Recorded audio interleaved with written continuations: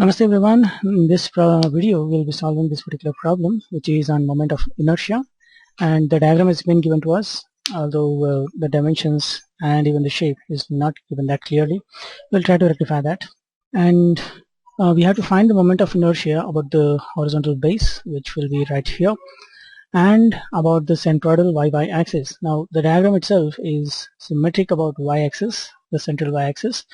This is the line of symmetry. So finding the moment of inertia about that symmetry line will not be much of a problem.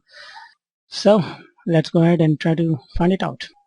So here I have fixed the diagram for you. We can easily see that this composite area is formed by a combination of a semicircle and a rectangle at the bottom. Next, let us mark the centroids of both these diagrams approximately here on the diagram, because they are going to play a very important role in finding the moment of inertia.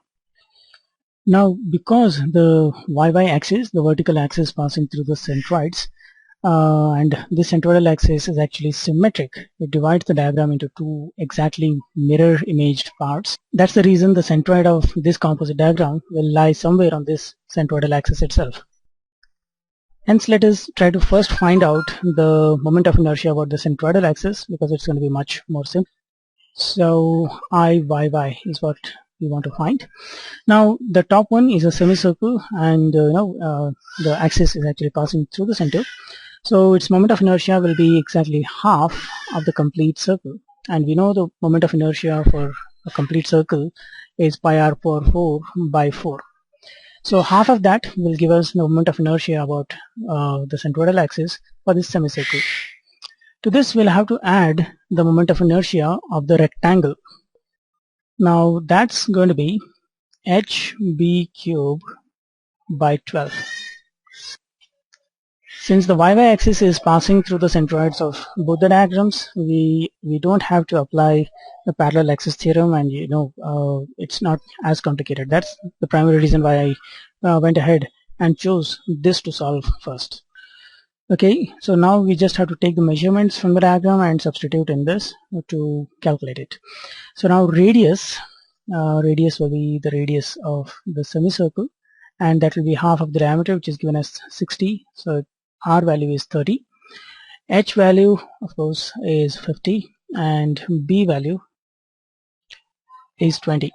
So substituting both these values here in the calculator and calculating, we get this value.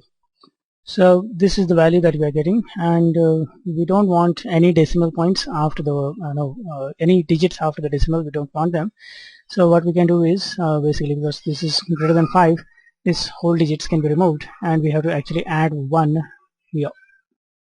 So this is the value we are left with, and because all the measurements here are in mm, the unit here will be mm power 4.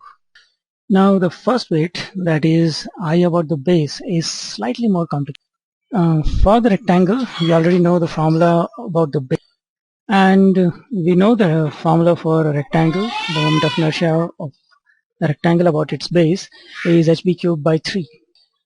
For the semicircle, however, it's not going to be that simple. The centroid of the semicircle is located here, and we'll have to actually find the distance between that centroid line and the baseline, and this, along with the parallel axis theorem, we'll have to apply to get the moment of inertia about the semicircle about the base axis. So let's apply that formula. The moment of inertia of a semicircle about its centroidal axis is 0.11 r power 4, and to this we will have to add the product of area and square of d. So area of the semicircle is pi r square by 2, that's the area, and the distance d, how much is this going to be? This is going to be 50 plus 4r by 3 pi. So r being 30 once again. So we'll have to just take this and put it over there. So just take a copy of this, put it over here, right there. So there has to be a bracket over here. So we already know the value of r, h, and b over here. We can substitute them, calculate with the help of this calculator, and this is the result we are getting.